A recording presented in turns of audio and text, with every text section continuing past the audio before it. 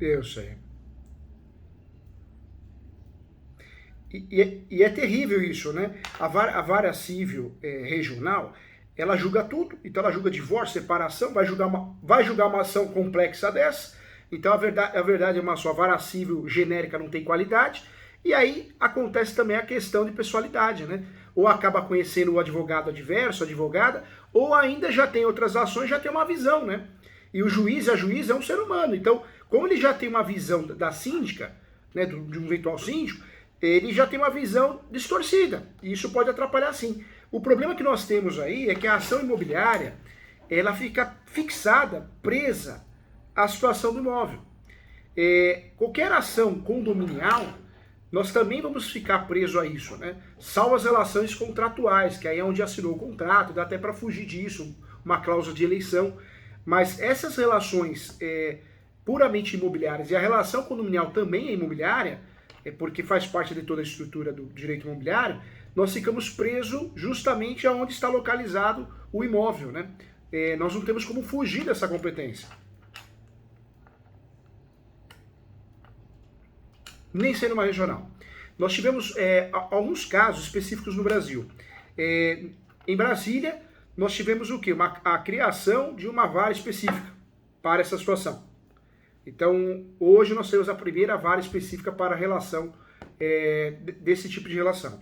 E a outra situação foi a criação de uma cláusula de eleição, mas o Superior Tribunal de Justiça já disse que cláusula de foro de eleição, para situações puramente imobiliárias, ela é nula de pleno direito. Então, nós estamos presos ao fórum local. Não tem jeito, hein, gente? Não tem jeito.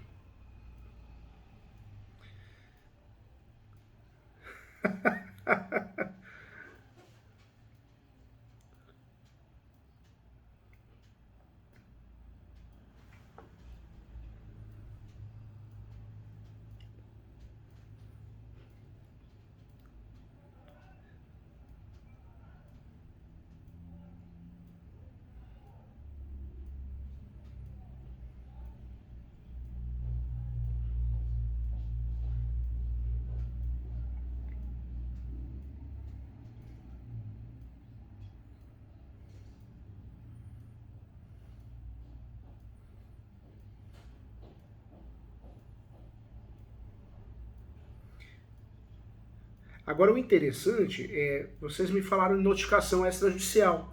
Essa notificação extrajudicial enviada por correio, via R ou via cartório, e também por e-mail, ela é interessante para dar um respaldo nessa ação, deixar essa ação mais robusta, né? É.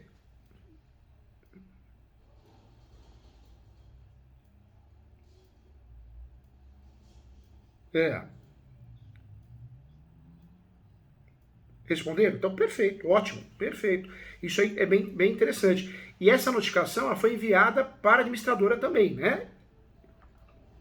Só para a administradora. Tá, tá.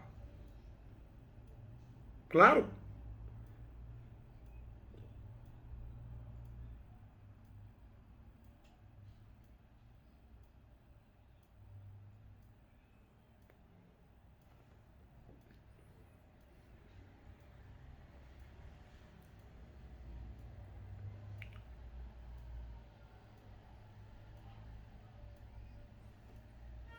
No polo passivo, né?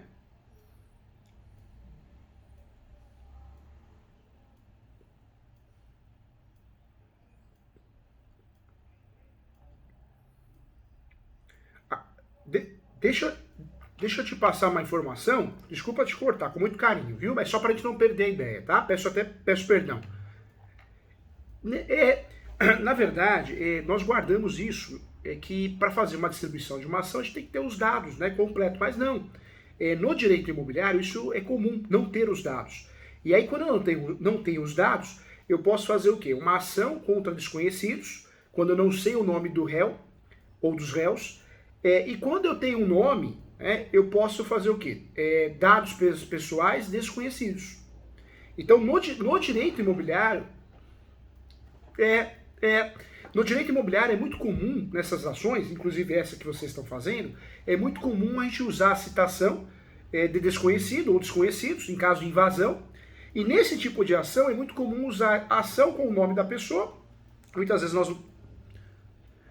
às vezes nem tem o número do apartamento. Então coloca assim, réus desconhecidos, residente domiciliado no apartamento tal. É muito comum isso. Então eu poderia fazer o que nesse caso aí? Réus desconhecidos, mas moradores do apartamento tal, do apartamento tal, do apartamento tal, do apartamento tal.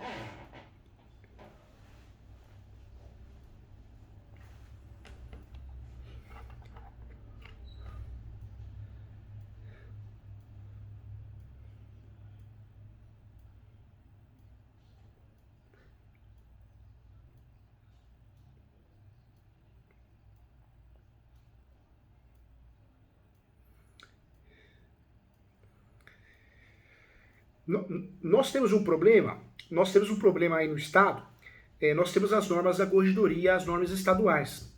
No direito imobiliário, o Estado ele é muito criticado, e eu falo isso porque eu também advogo no Estado, e também toda hora eu estou aí, por causa da FGV, então eu conheço muitas normas da corregedoria. E as normas da corregedoria aí, nós temos uma crítica muito grande, porque elas proíbem mencionar a palavra posse nas sessões de direito possessórios.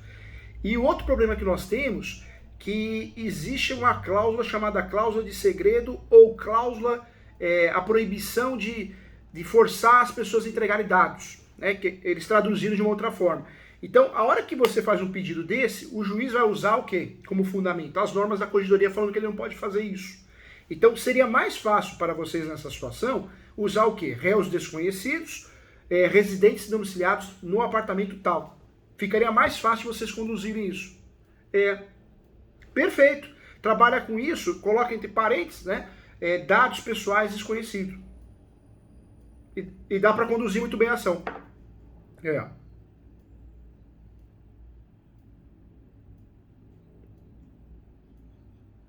Tá.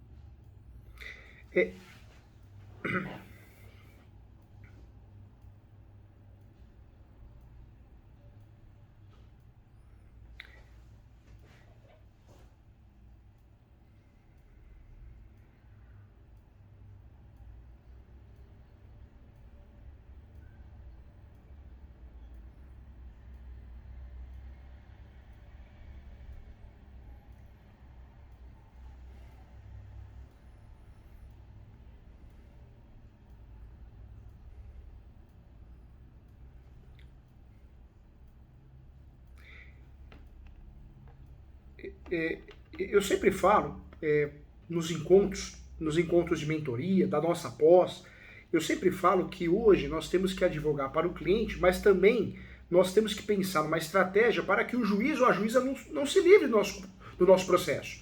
Que ele não aplique a jurisdição defensiva, porque eles querem bater meta do CNJ, essa é a realidade. Então, se a gente escrever muito, o processo ficar confuso, isso é prejudicial a nós. Nós temos dois caminhos aí. A inclusão de muita gente no polo geraria aquela situação indireta, psicológica. Talvez eles vão aquietar um pouco. Opa, a gente começou a ser processado também. Mas quanto mais pessoas nós incluímos no polo, mais existe a possibilidade do juiz negar a liminar. Porque ele vai entender que a situação é muito complexa para que ele possa decidir de forma antecipada. Hoje, nessa ação, se a gente colocasse só administradora, a chance de a gente conseguir a liminar seria maior, porque a complexidade do número de pessoas, isso ajudaria o juiz a decidir a questão de forma antecipada. Quanto mais pessoas nós colocamos no polo, mais existe o entendimento do juiz nessa situação que a ação é complexa e merece um contraditório perfeito, né?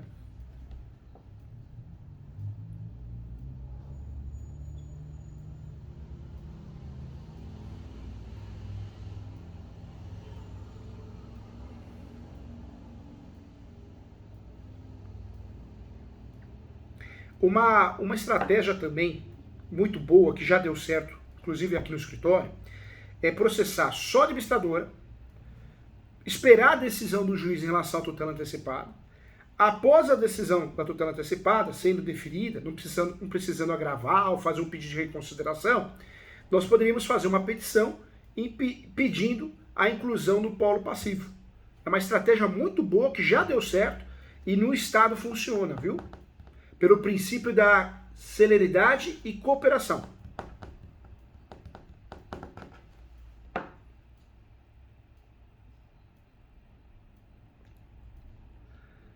Eu faria isso, viu? Com muito carinho, porque seria uma estratégia muito inteligente. A chance do juiz entender que o processo é de menor complexidade faria vocês terem uma oportunidade maior da tutela. Conseguiu a tutela? Petição. Juiz, queremos a inclusão dessas pessoas também aqui. E aí, podemos tomar um não, mas é difícil, né? É difícil, porque isso seria feito antes da citação.